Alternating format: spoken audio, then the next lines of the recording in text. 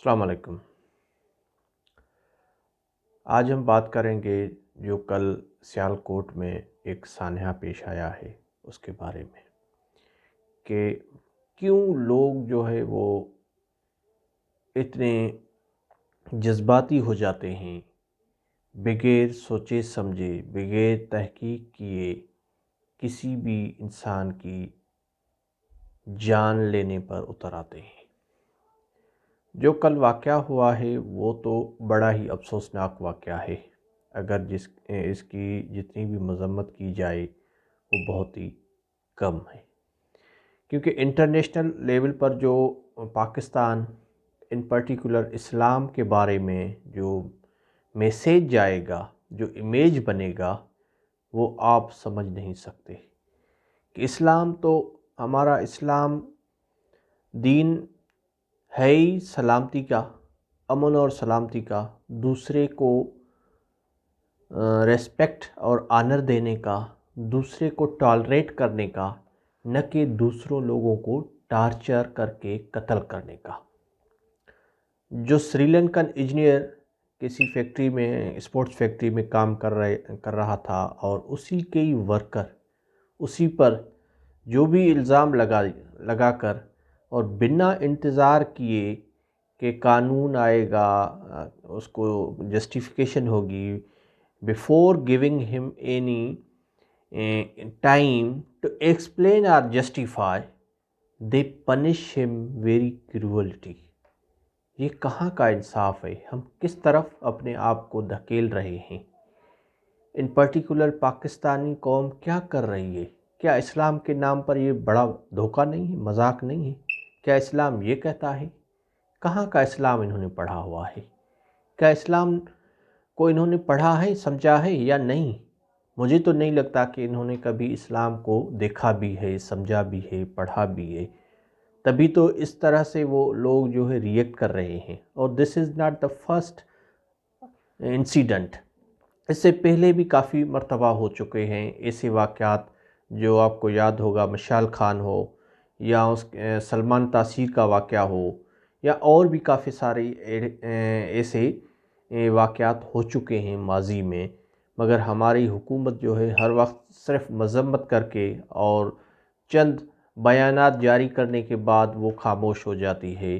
As a result ہماری جو society ہے، ہمارا جو معاشرہ ہے، اس میں انسیکیورٹی، انٹالرنس اور اس طرح کے جو جذبات ہیں وہ ابھرتے رہتے ہیں، اور ان کا اینگر، غصہ اور ان کی فرسٹریشن جو ہے وہ پبلک میں نظر آ رہی ہے ابھی۔ اور ان کا ریئیکشن جو آپ نے خود ہی دیکھا کہ اتنے ہجوم تھا، اس میں کوئی بھی ایک انسان نہیں تھا جس نے کسی کو اس کو بچانے کی کوشش کی ہو، دوسروں کو روکنے کی کوشش کی ہو، نہ، سب جو ہے اسی میں بزی ہو گئے اور اسی کو ہی قتل کر ڈالا اور بے دردی سے اس کو جلا بھی دیا۔ اگر میں آپ کو تھوڑا ریمائنڈ کرواتا ہوں کہ دین اسلام جو ہے وہ امن اور سلامتی کا دین ہے۔ اگر آپ نے سیرت پڑھی ہوئی ہے حضور صلی اللہ علیہ وآلہ وسلم کی، تو آپ کو یاد ہوگا کہ ایک بوڑھی عورت اس پر جو ہے وہ گند کچرا جو ہے وہ پھینکتی تھی جب حضور صلی اللہ علیہ وسلم وہاں سے گزرتے تھے۔ تو اس سے بڑھ کر کون سی توہین ہو سکتی ہے؟ تو کیا حضور صلی اللہ علیہ وآلہ وسلم نے ان لوگوں پر اس بوڑھی عورت کو جو ہے قتل کروایا تھا؟ نہیں۔ یا اس سے اور بھی دوسرا بھی میں آپ کو واقعہ ریمائنڈ کرواتا ہوں کہ حضرت علی رضی اللہ تعالیٰ عنہ نے کسی جنگ کے دوران کسی کافر پر قابض ہو گیا تھا۔ جب وہ کمپلیٹلی گرفت میں آ چکا تھا تو اس کے بعد انہوں نے بے حرمتی کی تھی حضرت علی رضی اللہ تعالیٰ عنہ سے۔ ایز اے رزلٹ کیا ہوا کہ حضرت علی رضی اللہ تعالیٰ عنہ نے ان کو چھوڑ دیا۔ تو اس میں کیا ہوا کہ اس نے پوچھا کیوں؟ آپ نے تو مجھے کنٹرول کر لیا تھا، ابھی کیوں چھوڑا؟ تو اس نے کہا کہ اگر ابھی میں آپ کو قتل کروں گا تو یہ میری ذات کے لیے ہوگا، نہ کہ اللہ کے لیے ہوگا۔ تو یہ ہے ہمارا دین۔ اور ہم کہاں سے دین سیکھا ہے کہ جو بھی لوگ ہو، کوئی بھی ہمارے اوپینین کے اگینسٹ ہو، یا ہمارے دین کہ نہ ماننے والا ہو، ہم تو اپنے ماننے والوں کو بھی قتل کر دیتے ہیں بغیر وجہ کے، کیونکہ ہمارے اگر اس میں ذاتی رنجشیں ہوتی ہیں تو ہم اس کو بھی یعنی کوئی نہ کوئی الزام لگا کر قتل کر دیتے ہیں۔ ابھی سوال یہ پیدا ہوتا ہے کہ یہ واقعات کیسے کم کیے جا سکتے ہیں یا نہیں۔ ہاں، یہ بالکل ختم تو نہیں ہو سکتے یہ واقعات، کیونکہ یہ بڑی مدت سے جو ہے نا وہ ایک سلسلہ چلا آ رہا ہے، اور لوگ جو ہیں وہ ان کی جو مینٹل گروتھ ہے یا ان کی جو ہم کہیں کہ انڈرسٹینڈنگ ہے وہ اتنی مس انڈرسٹینڈنگ ہو چکی ہے کہ ابھی ان کو کریکٹ کرنے میں بڑا ٹائم لگے گا۔ تو اس میں سب سے اہم تو ہے ہمارا قانون، ملک کا قانون۔ اگر وہ قانون صحیح طرح حرکت میں آئے اور اس پر صحیح طرح سے عمل ہو تو ایک طریقہ یہ ہے اس کو کم کرنے کی، روک ہم نہیں سکتے کمپلیٹلی، یہ کم ہو سکتے ہیں۔ دوسرا طریقہ ہے کہ جب ہمارے جو ایجوکیشنل انسٹیٹیوشنس ہیں، چاہے وہ مدارس ہو یا اسکول ہو یا کالج ہو یا یونیورسٹیز ہو، وہاں پر جو اساتذہ ہیں، ٹیچرز ہیں، یا جمعے کے دن جو خطبات دیتے ہیں ہم مساجد میں، وہاں پر ہمیں پراپر طریقے سے سیرت نبوی کو ایکسپلین کرنا پڑے گا۔ ہمیں اپنے لوگوں کو ٹالرنس سکھانی پڑے گی کہ دین اسلام میں ٹالرنس ہے، دوسرے فرقوں کے لیے، دوسرے مذہب کے لوگوں کے لیے، دوسرے نہ ماننے والے یا نہ ماننے والے، ہر ایک کے لیے جو ہے وہ اس میں بڑا اسپیس ہے۔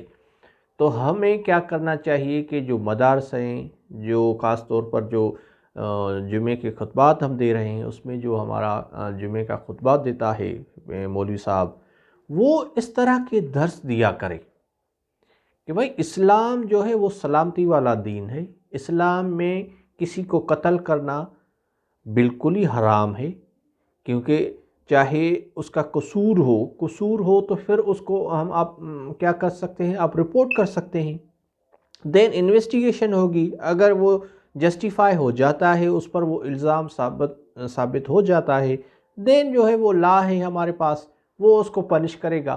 کیا ہم خود ہی لا بن جاتے ہیں، ہم ہی خود جج بن جاتے ہیں، ہم ہی خود پولیس بن جاتے ہیں؟ تو یہ تو دس از دا کرمنل وے تو ایکٹ۔ اس کو کیسے جسٹیفائی ہم کریں گے؟ دنیا کیسے اس کو مانیں گی؟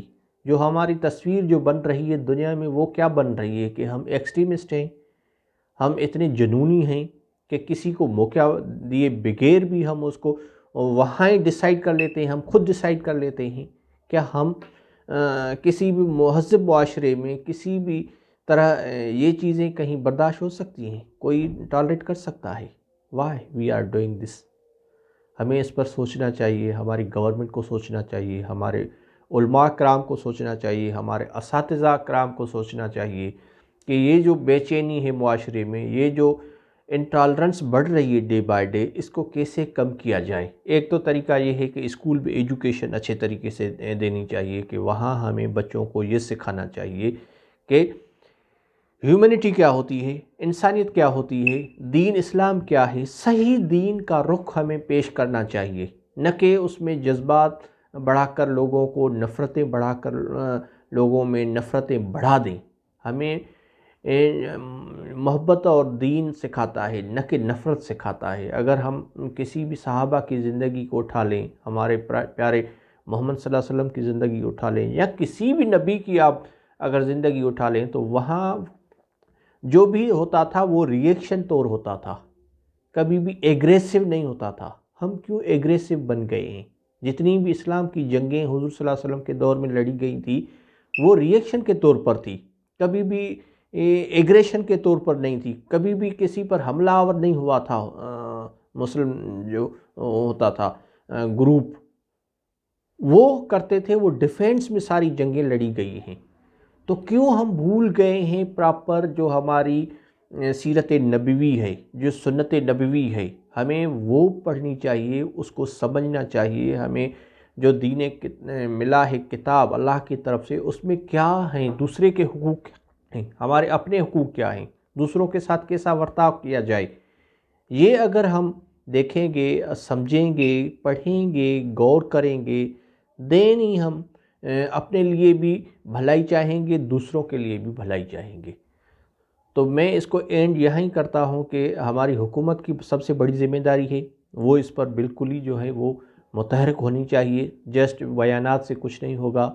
اور دوسرا یہ ہے ہمارے علماء اکرام، اساتذہ کرام اور جو سول سوسائٹی ہے وہ آگے بڑھ کر قوم کو ایجوکیٹ اینڈ اویئر کرے کہ آئندہ ایسے واقعات نہ ہوں۔